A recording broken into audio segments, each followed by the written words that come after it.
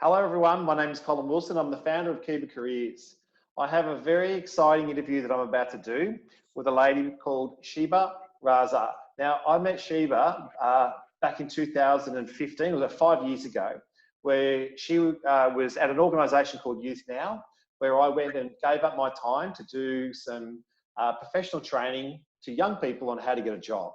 And it's because of people like this, as much as I taught them, she also taught me, along with the others, what young people needed to know to get a job. So what I did is, obviously we've developed this Keyba Careers program, but I've caught up with it. This is like 5 years down the track, and there's so many exciting things that happened. But I just got to say, hello, Sheeba. How are you? Hello. Hi, Colin. I'm good, thank you. That's good. Can I just ask, back in the day that I met you at Youth Now, why did you go to Youth Now? What was your reason? Because that was where it all started from. That's right. So at the time, I was looking for a job, but I was also looking for some experience because I was fresh out of university. Yeah. So I was undertaking volunteer work in different places. And at Youth Now, they were doing work related to placing school students who were doing their work experience in different businesses. And I think back then I had a not so bad phone manner as well, so I was able to get on the phones and call businesses for that. Yeah. And I think, look, part of the program that I did with Youth Now back then was, I went in there and taught young people like yourself, pretty much, try to give you the skills and the confidence, more so anything the confidence, to actually have a conversation with the business owner. So is there anything that, if you would go back then, that were some things that come out of that program that you thought, be really good, that, it's really stuck with you during your journey? Because I know you've had a couple of jobs now, and you've got an awesome job right now with Department of Premier and Cabinet, which I think is absolutely fantastic. But is there anything that's, sort of stood by, sort of stood out for you when we did those, that training that I did? Yeah, so I did like a few things. Number one, one thing that I specifically remember was personality types that we discussed. And it was really, I think it was good to kind of explore yourself in that manner, just knowing what's your personality type and how do you process things and what kind of work are you going to like, or, just looking at your own approach, at your own self from that perspective. I think that's a bit of a learning as well. And I think another good thing that came out of it was that the connectivity that it gave us with other youth who were also looking for work, and obviously their experiences, and obviously people like you who were there who were more experienced from a business end as well, who could tell us what a business may be looking for. And one key thing that I remember that you really horned in was just highlighting why we want a particular job and just showing that we're really interested. And I know you do that from a business perspective as well, just highlighting key reasons why you want that job rather than just a standard a resume or cover letter. Yeah, brilliant. And you've had a couple of jobs, right? So I know back then, this is 5 years ago, I know that, just to get you into the workforce, because that's what you wanted was some work experience, you did some work in a call center. And I know part of our program is, how to sell yourself, and then, how do you get on the phones and, and talk to other people. And that's part of parcel that you do in businesses every day today. Look, teamwork is a big thing. And then from the call center, you landed a great job at Medicare, which is a real high profile company. And today you're at the Department of Premier and Cabinet. And I think for every young person out there, everyone wants a really good, secure job, and you've got to go through some stepping stones. But can you just give us a bit of a journey how that went with you and where you are now? Yeah, sure. So, look, I think one thing people do need to keep in mind is, yes, we do all want a great job and a secure job, but as you said, there are stepping stones, and that's the sort of attitude I tried to have in life at the time. I knew that things may not go smoothly from the start, and that's sort of what happened as well. My very first job actually was at this. I'm going to call it a call center. They were doing a little campaign when Medibank was going and becoming it was being privatized. So that was a temporary job, and I knew that it was fixed term. But even there, it was very difficult. Sort of getting on the phones, especially with my personality. I was quite introverted, as I am now. Getting on the phones, talking to people with a lot of ambiguity as well. So getting through that, I think it was tough, but it was a good experience. And I'm not going to say it was a great experience, because it was, it was a lot of, when I was working there, I have to say it didn't feel 100% comfortable. There were things I was unsure about or unhappy about, but it gave me good skills. And when I was able to move on to my next job, which was actually at Medibank, happened to be at Medibank, I had already been on the phones and I could say that. And then again, when I worked at Medibank, even though it was a good culture, there was some issues there as well. And I couldn't work there long term. It was a few months. But again, I was able to use those skills to move on to my next job, which was a Telstra franchisee.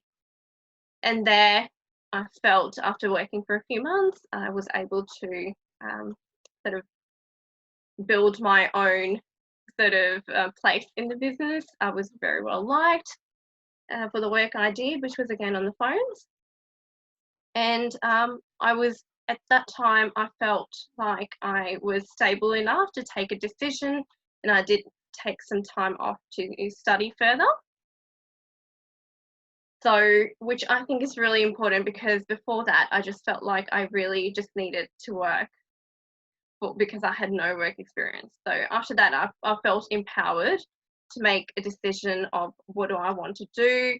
And I felt I left the job on my own accord, which I thought was a really important thing as well, to be in a position to make that decision.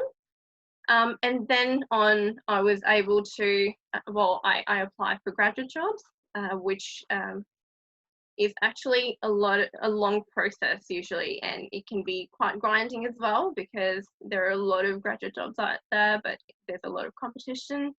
And from what I know, the graduate program that I got into received about more than 2,000 applications, and less than 100 were recruited at the end. So that can be a grinding process as well. And I was finally able to get into that. I didn't get into that the first time I applied. It wasn't the first time I had applied. But, things do take time, but they do happen if you stick to it. So can I ask a question, right? Because you did the program with me.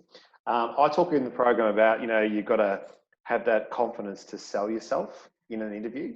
Do you feel that, in the interviews you've done, even when just going for, the graduate program, that was an interview in itself. Did you feel like as you went along, you got more and more confident with it, like from the tips that we gave you? Yeah, definitely. I definitely did see a difference in my interview preparation, in my interview manner. In fact, I got to a point where I did a little bit of advising as well. I had a friend who was looking for a job, and I said, this is the approach I take, and I helped her with her interview. And you may not land a job the first time. You start improving your interview manner, but you will see an improvement, and that's just a step. The more interviews you do, again, it's just practice. The more interviews you do, the better you'll get at it. Yeah, and there's definitely, one of the things I talk about is making sure you've got some form of strategy when you go in and do an interview, yeah, and then be prepared for those questions. And we role played that a little bit back in the day when 5 years ago, but it's absolutely great. So you've got the ideal job. So what did you graduate to? So what are you qualified for now? So I had done my Bachelor of Commerce in accounting and finance, and that's the field I'm working in. Yeah, so you're doing what you actually wanted to do.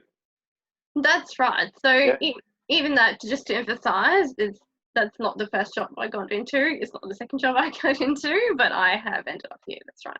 And that's the thing that I guess I can't thank you enough. I mean, I volunteered my time to help young people, and I took 80 odd young people through that program at Youth Now, and they're a fantastic team there at Youth Now, and what they've done.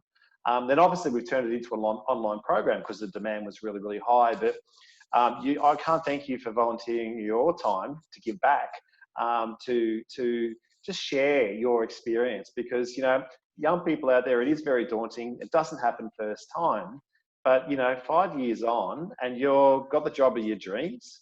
I know you've just got married, right? So, so life for you is turning out really good, you know, from where it was 5 years ago.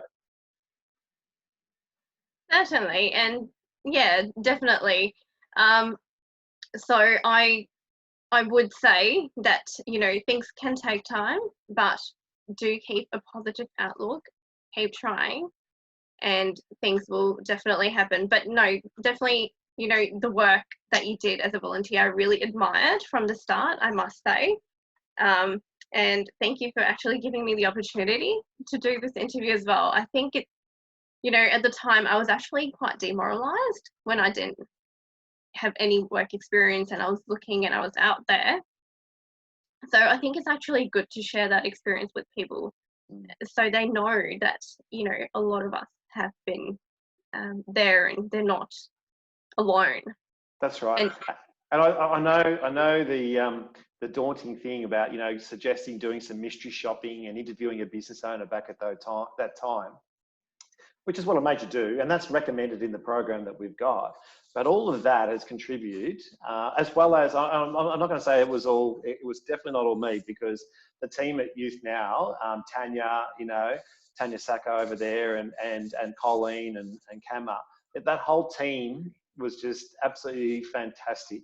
And, you know, look, you'd be happy to know that my wife, Lorraine, she's on the board now of Youth Now, in wanting to drive more of that through. So we really, really do love them. And I think it's just a credit to you. And it's always good to hear good stories of people that have gone through experience 5 years ago, and this is where you are now. So I can't thank you enough.